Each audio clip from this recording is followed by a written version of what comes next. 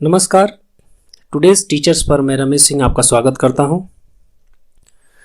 दोस्तों, पिछले वीडियो में हमने पढ़ा था विद्यालय प्रबंधन। विद्यालय प्रबंधन कैसे होता है ये हमने पढ़ा था। ठीक है दोस्तों, आज का जो हमारा टॉपिक है उसी क्रम में विद्यालय प्रबंधन के क्षेत्र। ठीक है, और ये बिल्कुल जो आपके जूनियर एडेड का जो सिलेबस जारी किया गया है उसी से एकदम हूबहू, ठीक है ना। जो भी टॉपिक्स उसमें दिए गए हैं उस टॉपिक्स को हम फॉलो करते हुए एक एक पॉइंट को हमने इसमें लिया है। ठीक है ना। तो सेकंड आपका जो है विद्यालय प्रबंधन का क्षेत्र, ठीक है, ये आपके जूनियर एडेड के सिलेबस के अनुसार बिल्कुल ही क्रम में है। ठीक है, इसके अलावा हिंदी, विज्ञान और सामाजिक अध्ययन के भी वीडियोस आपको कुछ ही दिनों में वो भी मिलेंगे, और एक महीने के अंदर अंदर ये सारे वीडियोस आपके जूनियर एडेड से संबंधित जितने भी सब्जेक्ट्स हैं, ठीक है, उसमें से एक आध सब्जेक्ट को छोड़ के, ठीक है, बाकी सारी सब्जेक्ट्स के जैसे सामाजिक अध्ययन, विज्ञान हुआ, हिंदी हो गया, इंग्लिश हो गया, ठीक है, इन सब के वीडियोस आपको हमारे इस चैनल पर मिलेंगे। ठीक है, तो मैं आपसे एक आग्रह करना चाहूँगा कि आप हमारे इस चैनल को सब्सक्राइब करें, शेयर करें, लाइक करें और साथ में बेल आइकन को भी प्रेस कर लें, ताकि आपको हमारे आने वाले नए वीडियोस का नोटिफिकेशन आपको सही समय पर मिल जाया करेगा। ठीक है, तो चलिए हम शुरू करते हैं आज का ये वीडियो। ठीक है, विद्यालय प्रबंधन के क्षेत्र, ये आज का टॉपिक है, इसको आज हम लोग पढ़ेंगे। ठीक है, तो चलिए शुरू करते हैं। विद्यालय प्रबंधन के क्षेत्र से भौतिक संसाधन का प्रबंधन, ठीक है ना, ये पढ़ेंगे। भौतिक संसाधनों का प्रबंधन कैसे किया जाएगा, ठीक है, इससे संबंधित इसमें क्वेश्चन आएंगे। ठीक है, लगेगा आपको कि विद्यालय भवन है, ठीक है, भौतिक संसाधन में विद्यालय भवन का स्थल चयन करना, विद्यालय भवन का स्वरूप कैसा होना चाहिए, लेकिन इसमें आप इसको एकदम आसान या मतलब ऐसा एकदम सोच के मत चलिए। ठीक है ना, इसमें कुछ कुछ ऐसी चीज़ें हैं जो कि आपको याद रखनी पड़ेगी। ठीक है ना, और हूबहू वैसी ही आती हैं। ठीक है, तो चलिए पहला देखते हैं विद्यालय भवन। विद्यालय भवन कैसा होना चाहिए, विद्यालय भवन का स्वरूप कैसा होना चाहिए, विद्यालय भवन का स्थल चयन कैसे कैसे किया जाएगा। ठीक है, देखिए दोस्तों, विद्यालय भवन ऐसा होना चाहिए जैसे आप भी पहली बार जब स्कूल गए होंगे, अगर आपको याद आ रहा होगा कुछ भी थोड़ा बहुत, ठीक है, या किसी नए स्कूल में आप जाते होंगे पहली बार, तो आपको कुछ ऐसा लगता होगा कि हम एक ऐसी जगह पे आए हैं, बहुत अच्छा लगता है वहाँ पर। ठीक है ना, पहली बार देखते हैं वहाँ पर, फिर पेड़ों को देखते हैं, फिर इधर उधर घूमते हैं, क्लासरूम में जाते हैं, फिर ब्लैक बोर्ड को देखते हैं, फिर नए नए बच्चे जो आते हैं, स्टूडेंट्स, नए नए दोस्त मिलते हैं वहाँ पर। ठीक है, तो विद्यालय भवन में घुसते ही आपको मतलब कुछ अजीब सा और कुछ नया लगता है वहाँ पर। तो विद्यालय भवन मतलब आकर्षित करने वाला होना चाहिए। ठीक है ना, विद्यालय भवन शिक्षा का केंद्र होता है। ठीक है ना, जहाँ पर कोई भी बालक जो होता है, जो पहली बार पैर रखता है, तो उसे विद्यालय का वातावरण आकर्षित करता है।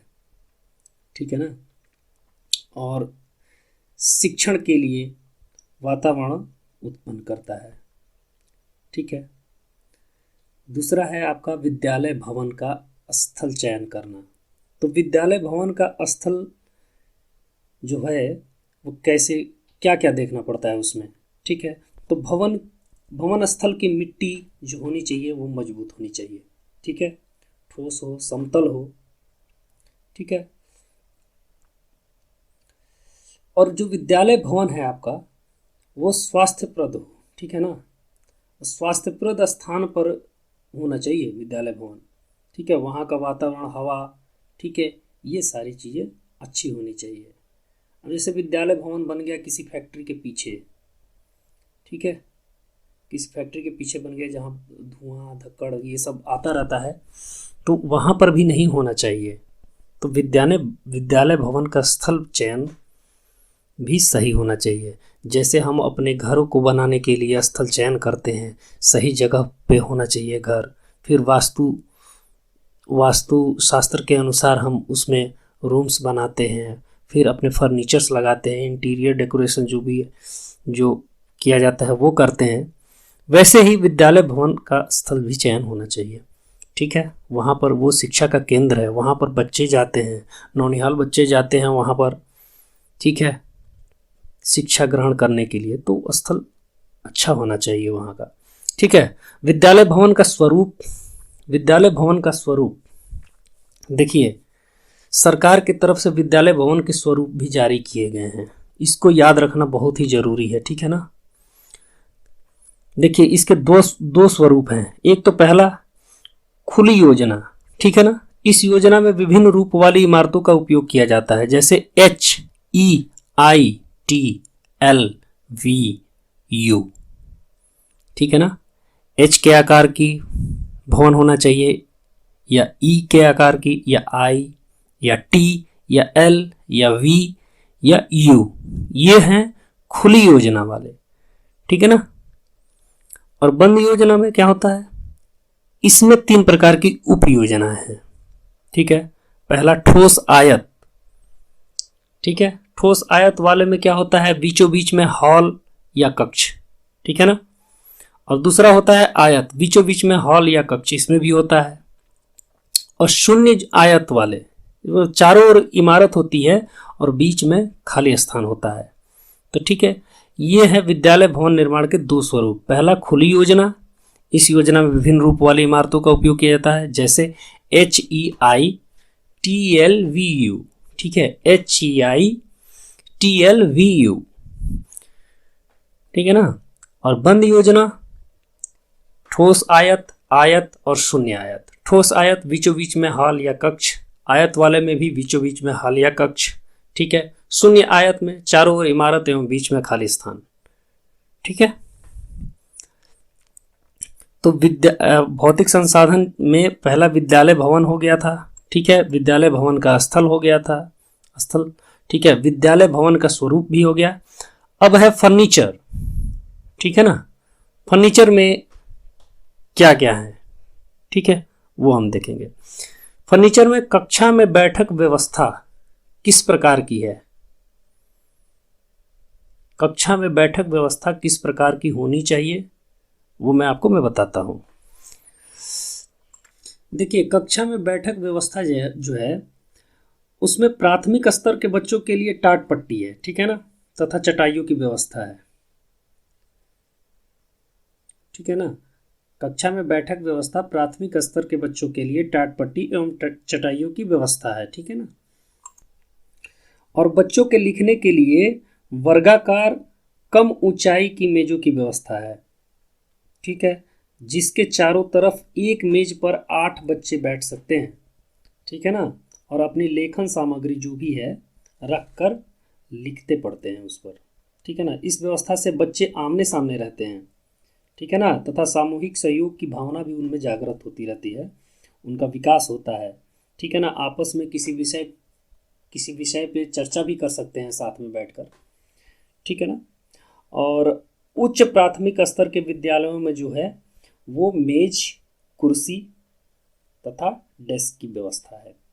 ठीक है। तो बैठने की व्यवस्था में प्राथमिक स्तर के बच्चों के लिए टाट पट्टी, चटाइयों की व्यवस्था है। उच्च प्राथमिक स्तर के विद्यालयों में मेज, कुर्सी तथा डेस्क की व्यवस्था है। ठीक है ना। और शिक्षकों के लिए क्या व्यवस्था है, शिक्षकों के लिए तो अध्यापक के बैठने के लिए कुर्सी मेज की परंपरा है, पहले से ये परंपरा है और यह आप व्यवस्था कह सकते हैं। ठीक है ना। और फर्नीचर न होने से छात्रों के अध्ययन व स्वास्थ्य पर कुप्रभाव पड़ता है। ठीक है ना। फर्नीचर न होने से छात्रों के अध्ययन व स्वास्थ्य पर कुप्रभाव तो पड़ता ही है। ठीक है ना। और कुर्सी की जो विशेषताएं हैं, कुर्सी की विशेषताएं क्या होनी चाहिए, तो कुर्सी की सीट चौड़ी हो, ठीक है ना, तथा हॉरिजेंटल हो, क्षैतिज हो, क्षैतिज रूप से बैठकर टांगे सीधी रखी जा सकती है। तो कुर्सी की व्यवस्था, कुर्सी की सीट भी चौड़ी होनी चाहिए। और कुर्सियां जो होनी चाहिए बालकों के कद के अनुसार ऊंची नीची हो, ठीक है ना। यानी कि कुर्सियां जो हैं बालकों के कद के अनुसार होनी चाहिए। और जो कुर्सियां हैं उसके पीछे पुस्त होनी चाहिए, जैसे ये पीठ टिकाने के लिए, ठीक है ना, पीठ को टिकाने के लिए, ताकि वो अपने कंधे को सीधा रख सके, ठीक है। तो कुर्सी के पीछे पुस्त भी होनी चाहिए। और ये सारी चीज़ें आपको लगता होगा कि बहुत ही मतलब इजी और आसान चीज़ें हैं, लेकिन इन्हीं सब चीज़ों से आपको इसमें क्वेश्चन पूछे जाएंगे, ठीक है ना। तो ये सारी चीज़ें आप बस ध्यान से सुनते रहिए और इसको देखते रहिए। अगर आपको लगता है कि स्नैपशॉट ले लें इसका या स्क्रीनशॉट ले लें तो आप वो भी ले सकते हैं, ले लीजिए। डेस्क की क्या व्यवस्था है? तो जो डेस्क का तल है, ठीक है ना, छात्रों का जो वक्ष है, वक्षस्थल, ये जो नाभि का जो स्थल है, ठीक है ना, इसके समांतर होना चाहिए। ज़्यादा ऊंचा भी नहीं होना चाहिए इधर, ये जो ऊपर ऊपर तक नहीं आना चाहिए। सीना और वक्षस्थल के बीच का भाग नहीं होना चाहिए, ऊपर लिखने में परेशानी होती है। तो हाथ एकदम नीचे की तरह जाए, मतलब नाभि के सामने सामने होना चाहिए, ठीक है ना, जिससे छात्रों को लिखते समय झुकना ना पड़े, ठीक है। तो डेस्क का तल छात्रों के वक्ष के समांतर होना चाहिए, ठीक है। डेस्क में 15 से 20 अंश का ढाल होना चाहिए। कितने अंश का? तो 15 से 20 अंश का। जो डेस्क है 15 से 20 अंश का ढाल होना चाहिए उसमें।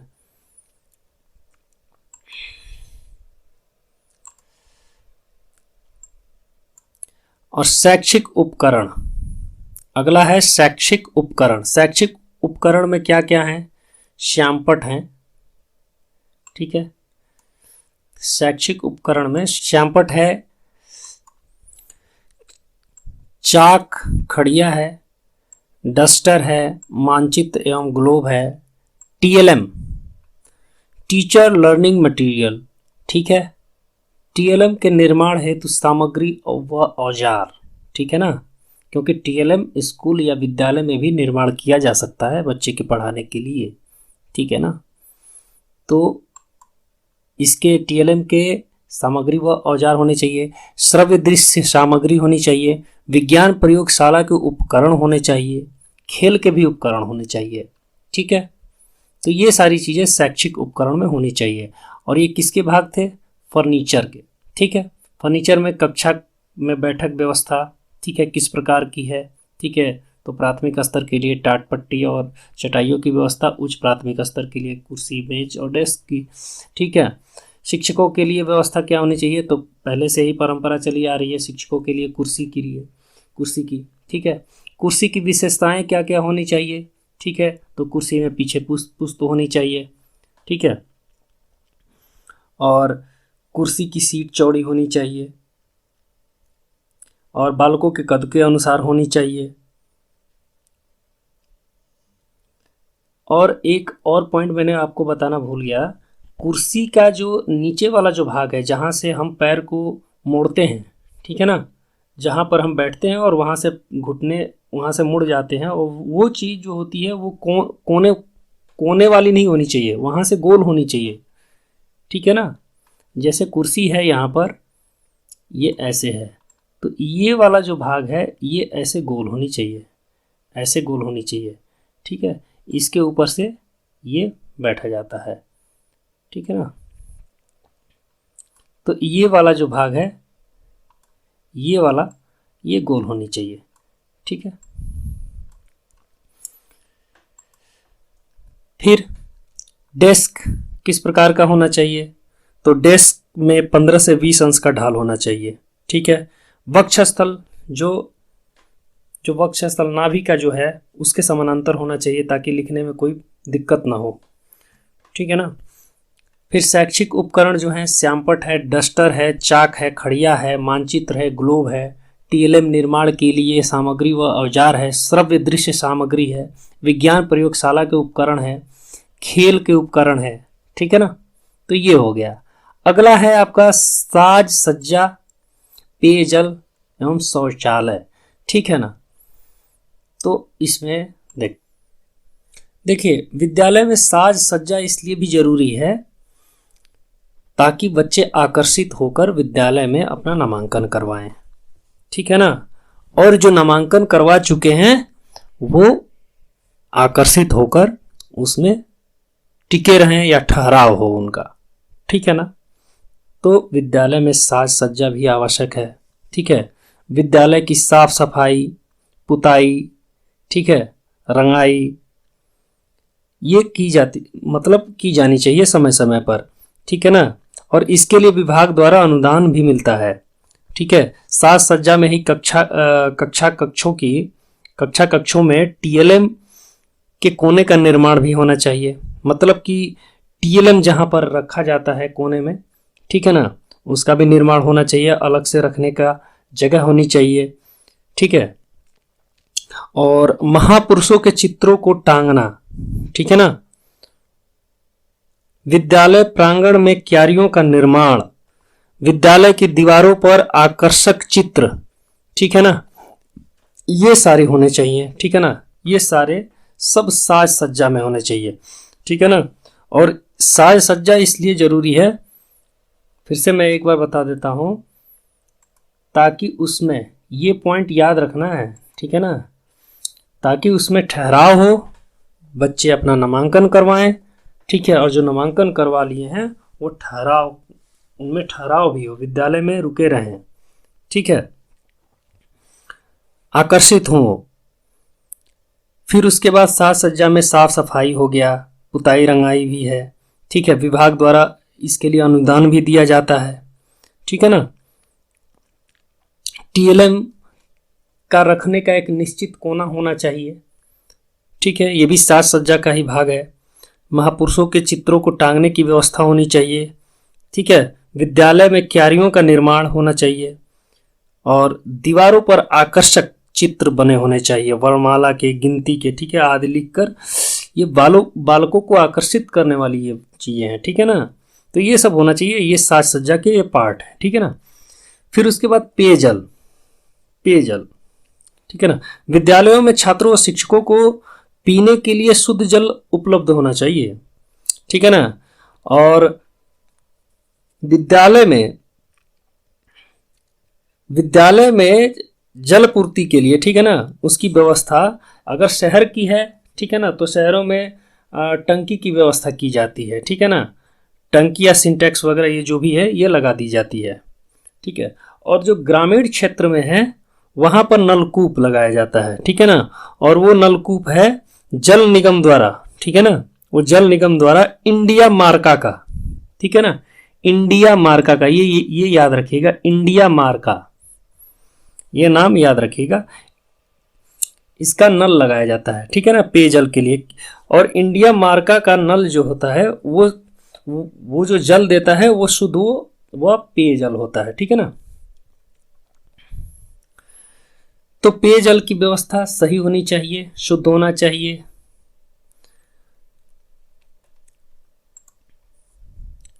और विद्यालय में जल की निकासी के लिए नाली भी होनी चाहिए, ठीक है ना। ऐसा नहीं है कि विद्यालय में पेयजल है, ठीक है, पानी पिए, कहीं भी बहता रहे पानी, कहीं पे जम गया, कीचड़ हो गया, ठीक है, फिर वहाँ पर मच्छर पैदा होते हैं, फिर तरह तरह की बीमारियाँ वहाँ पर उत्पन्न होगी।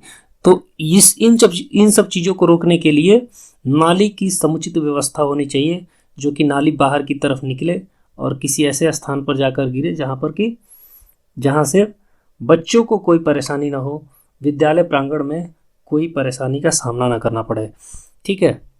फिर उसके बाद शौचालय की व्यवस्था होनी चाहिए। शौचालय की भी व्यवस्था बच्चियों के लिए है, ठीक है ना, बच्चियों के लिए मुख्य रूप से उनके ठहराव के लिए है, ठीक है ना, या बच्चों के लिए भी है, ठीक है ना।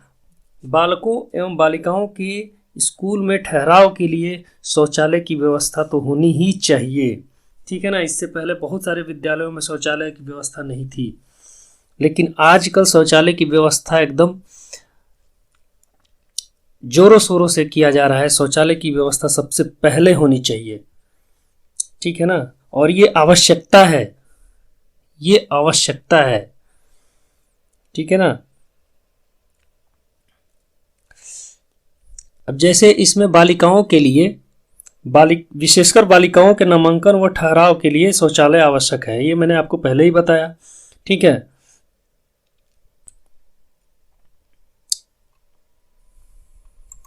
और आवश्यकता अनुसार बालक और बालिकाओं के लिए अलग अलग शौचालयों की व्यवस्था की जानी चाहिए। ठीक है, और शौचालय के प्रयोग के लिए, क्योंकि बहुत सारे बच्चे ऐसे हैं जो कि शौचालय का प्रयोग नहीं करते हैं, तो शौचालय के प्रयोग के लिए बच्चों को प्रेरित भी किया जाना चाहिए। ठीक है, उसके साफ सफाई का ध्यान रखने के लिए उनको सिखाना चाहिए, उनको बताना चाहिए कि उसकी साफ सफाई भी रखी जानी चाहिए। ठीक है, कैसे रखी जाती है वो बच्चों को बताया जाना चाहिए। ठीक है, पहले तो उन्हें प्रेरित करना है इसलिए कि वो शौचालय का प्रयोग करें, और जब शौचालय का प्रयोग करते हैं तो उसकी साफ सफाई भी जरूरी है, तो साफ सफाई के लिए भी उन्हें प्रेरित किया जाना चाहिए। और इसके लिए स्थायी व्यवस्था व निर्देश उपलब्ध आज पहले भी नहीं थे, आज भी नहीं है। ठीक है ना, जिससे उसकी सफाई व प्रयोग करने में छात्र हिचकिचाहट और संकोच करते हैं। ठीक है ना, हिचकिचाहट करते हैं, वो साफ सफाई नहीं करते हैं, क्योंकि विद्यालय की तरफ से व्यवस्था व निर्देश उपलब्ध नहीं है। उसकी साफ सफाई कोई बाहर का कर्मचारी या कोई और करता है। ठीक है ना, इसलिए अगर बच्चों को कहा जाता है तो वो समझते हैं कि मतलब वो उनको थोड़ा संकोच होता है, हिचकिचाहट होती है कि हम नहीं साफ करेंगे तो हम नहीं करेंगे। ठीक है, जबकि बाहर वालों को अगर ना बुलाया जाए, उन्हें ही सीधे निर्देशित किया जाए, छात्रों को ही निर्देशित किया जाए, तो साफ सफाई बनी भी रहेगी और हमेशा सफाई बनी रहेगी। ठीक है, तो ये तो पहले से ही व्यवस्था थी कि मतलब बाहर वाले लोग साफ करेंगे, तो इसके लिए निर्देश जारी करने की आवश्यकता है विद्यालयों में, ताकि छात्र अपना काम खुद ही कर सकें। ठीक है, साफ सफाई का।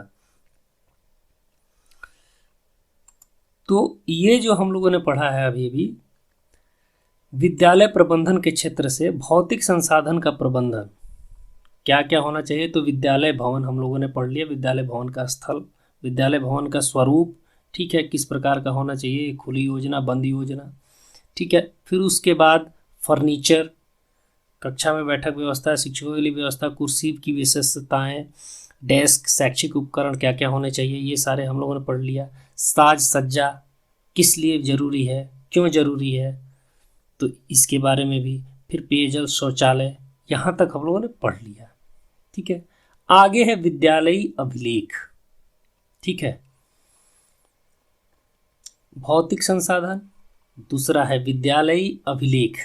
ठीक है, ये क्या है, विद्यालय एक स्थायी संस्था है, अपनी स्थिति स्पष्ट करने से पूर्व क्रियाकलापों, संसाधनों, व्यक्तियों की जानकारी करने के लिए कार्य पद्धतियों, क्रियाकलापों को लिपिबद्ध करना ही अभिलेखीकरण है। ठीक है ना, तो किसी भी क्रियाकलाप या कार्य पद्धतियों को लिपिबद्ध यानी कि लिखने की क्रिया अभिलेखीकरण होती है। ठीक है ना, किसी विशेष प्रयोजन, उद्देश्य व संस्था हेतु लेखन ही अभिलेखीकरण है। ठीक है ना, कोई भी विशेष प्रयोजन है या एग्जाम्स हैं, फिर तो एग्जाम्स के रिजल्ट्स आएंगे, रिजल्ट्स पे वो नंबर्स दिए जाते हैं, मार्क्स दिए जाते हैं, तो इसमें कुछ प्रयोजन है, उद्देश्य है। ठीक है, और संस्था से रिलेटेड है। ठीक है ना, तो संस्था है तो लेखन ही अभिलेखीकरण है, जिसमें छात्र के प्रवेश, उपस्थिति, परीक्षा तथा प्राप्तियों का क्रमबद्ध ब्यौरा होता है। तो यही अभिलेखीकरण के ये भाग है। ठीक है ना, अब ये अभिलेखीकरण का ये भाग जो है, शिक्षा संहिता उत्तर प्रदेश की धारा 187 के अनुसार विद्यालय में प्रयोग होने वाले अभिलेख। ठीक है ना, शिक्षा संहिता उत्तर प्रदेश की धारा 187 के अनुसार विद्यालय में होने वाले अभिलेख, प्रयोग होने वाले अभिलेख। ठीक है ना, ठीक है, क्या क्या है विद्यालय में प्रयोग होने वाले अभिलेख, तो छात्र प्रवेश आवेदन पत्र। ठीक है, छात्र प्रवेश आवेदन पत्र, छात्र प्रवेश पंजिका। छात्र प्रवेश पंजिका क्या है, ये मैं आपको बता देता हूँ। देखिए, छात्र प्रवेश पंजिका वो पंजिका है जिसमें एक बार छात्रों का नाम, पिता का नाम, गांव का नाम, ठीक है, या जगह के नाम, ठीक है ना, कक्षा में क्या उन्नति उसने किया है, ठीक है, ये नाम, जाति धर्म पता, ठीक है, कक्षा में प्रवेश की तिथि, ये सारी जो चीजें हैं एक बार जो अंकित हो गई उसमें कोई भी चेंजिंग नहीं किया जा सकता है। ये है छात्र प्रवेश पंजिका। ऊपर वाला जो है छात्र प्रवेश आवेदन पत्र, ये अलग है, ठीक है ना, ये अलग है।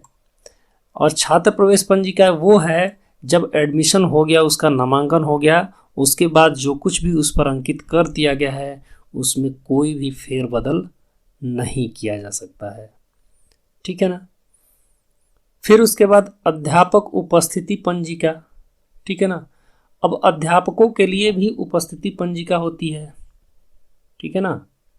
अपना वो साइन वगैरह करते हैं, आते ही स्कूल में पहुंचते ही अपना साइन वगैरह करते हैं, ठीक है, तो उनकी उपस्थिति पंजिका, ये अभिलेख के भाग हैं, ठीक है ना। और शिक्षा संहिता उत्तर प्रदेश की धारा 187, ये याद रखिएगा, शिक्षा संहिता उत्तर प्रदेश की धारा 187 के अनुसार विद्यालय में प्रयोग होने वाले अभिलेख, ये इतना भाग जरूर 187 शिक्षा संहिता उत्तर प्रदेश की धारा 187 याद रखिएगा, ठीक है ना। मैं बताना आपको भूल गया था, इस पर फोकस करना मैं आपको भूल गया था, ठीक है ना। वैसे बताया तो था मैंने, लेकिन इसको याद रखिएगा जरूर, ठीक है ना।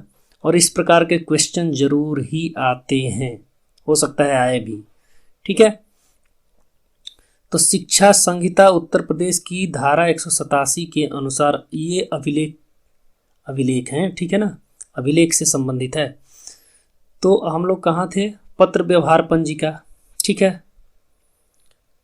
विकास अभिदान शुल्क पंजिका, ठीक है ना, विकास के लिए जो अभिदान कोई भी देता है, दान देता है, या ग्राम सभा समिति के द्वारा भी आता है अभी, ठीक है ना, अनुदान, ठीक है। फिर ग्राम शिक्षा आय व्यय पंजिका, ठीक है, आय व्यय पंजिका ये तो आप समझते ही होंगे, ठीक है। ग्राम शिक्षा समिति, ठीक है। मातृ शिक्षक संघ, मातृ है ये, मात्र नहीं है, ये मातृ शिक्षक संघ है, ठीक है ना। अभिभावक शिक्षक संघ पंजिका, ठीक है ना। मातृ शिक्षक संघ को MTA बोलते हैं और अभिभावक शिक्षक संघ को हम बोलते हैं PTA, पेरेंट टीचर एसोसिएशन, और मातृ शिक्षक संघ को मदर टीचर एसोसिएशन, ठीक है ना। ये याद रखिएगा, क्योंकि ये मातृ शिक्षक संघ कहीं पे लिख कर भी ना आए, हो सकता है सीधे MTA लिख कर आए, ठीक है, या फिर इसी को पूछ ले ऑप्शन में, ठीक है ना, MTA PTA क्या है, ठीक है। तो इसके बारे में तो अभी आगे हम लोग पढ़ेंगे क्या है, कितने सदस्य होते हैं, ठीक है ना, इसका अध्यक्ष कौन होता है, फिर ग्राम शिक्षा समिति का अध्यक्ष कौन होता है, इसमें सदस्यों की संख्या क्या होती है, ये सारे अभी आगे हम लोग पढ़ेंगे, ठीक है ना। आगे देखते हैं, शिक्षण अधिगम सामग्री पंजिका, TLM जो है, ठीक है ना, TLM शिक्षण अधिगम सामग्री, TLM, इसकी पंजिका होनी चाहिए। स्टॉक पंजिका, ठीक है ना, बहुत सारे स्टॉक में बहुत सारे विद्यालय से संबंधित है, उसमें है, जिसमें TLM आ सकता है, डस्टर आ सकता है, चाक खड़िया ये सब आ सकता है, ग्लोब आ सकता है, मानचित्र आ सकता है, ठीक है ना। विद्यालय से संबंधित ब्लैक बोर्ड, व्हाइट बोर्ड ये आ सकते हैं, ठीक है। खेलों के सामान आ सकते हैं, ठीक है।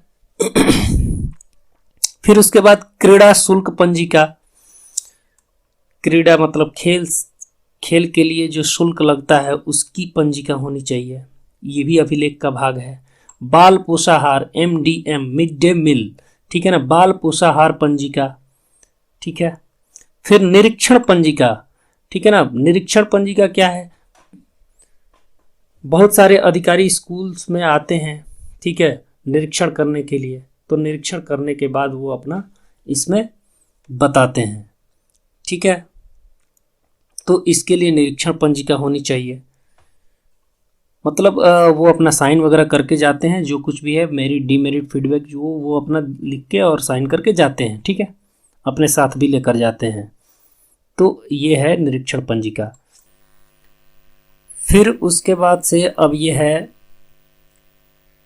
परीक्षा फल पंजिका, ठीक है, परीक्षा फल पंजिका। फिर उसके बाद पुस्तकालय पंजिका, फिर निःशुल्क पुस्तक वितरण पंजिका, जो निःशुल्क पुस्तक वितरण किए जाते हैं उसके लिए भी पंजिका है। ठीक है। छात्रवृत्ति वितरण पंजिका भी है। ठीक है। और बाल गणना परिवार सर्वेक्षण पंजिका। ठीक है। बाल गणना या बच्चों की गणना की जाती है, कितने बालक हैं। ठीक है ना। और परिवार सर्वेक्षण भी किया जाता है कि किसकी आय, किस परिवार की आय कितनी है, क्या है, कितने बच्चे हैं। ठीक है। कितने शिक्षित हैं, कितने अशिक्षित हैं, कितने साक्षर हैं। ठीक है ना। तो ये इन सब की पंजिका है। ठीक है। तो ये तो आपका हो गया ये अभिलेख। ठीक है ना। इतने प्रकार के अभिलेख, ये सारे अभिलेख में आते हैं। ठीक है ना। तो आज हम लोगों ने ये पढ़ा है विद्यालय प्रबंधन के क्षेत्र के भाग का। ठीक है ना। क्षेत्र के विद्यालय प्रबंधन के क्षेत्र के क्रम का पहला भाग। ठीक है। और ये है आपका विद्यालय अभिलेख दूसरा भाग। और भी हैं इसके आगे। ठीक है ना, उसी क्रम में, जो कि हम नेक्स्ट वीडियो में पढ़ेंगे। ठीक है। आज के लिए बस इतना ही। ठीक है। तो दोस्तों, मैं आप लोगों से आग्रह करना चाहूँगा कि आप हमारे इस चैनल को सब्सक्राइब कर लें, शेयर करें और लाइक करें, ताकि और साथ में बेल आइकन को भी प्रेस कर लें, ताकि आपको हमारे नए वीडियोस का नोटिफिकेशन आपको मिलता रहेगा। ठीक है। तो दोस्तों, आज के लिए बस इतना ही। नेक्स्ट वीडियो में इसी क्रम का अगला भाग हम लोग लेकर आएंगे मानवीय संसाधन। ठीक है ना, मानवीय संसाधन। ठीक है। तो तब तक के लिए आप हमें इजाज़त दीजिए। धन्यवाद, बहुत बहुत धन्यवाद आपका।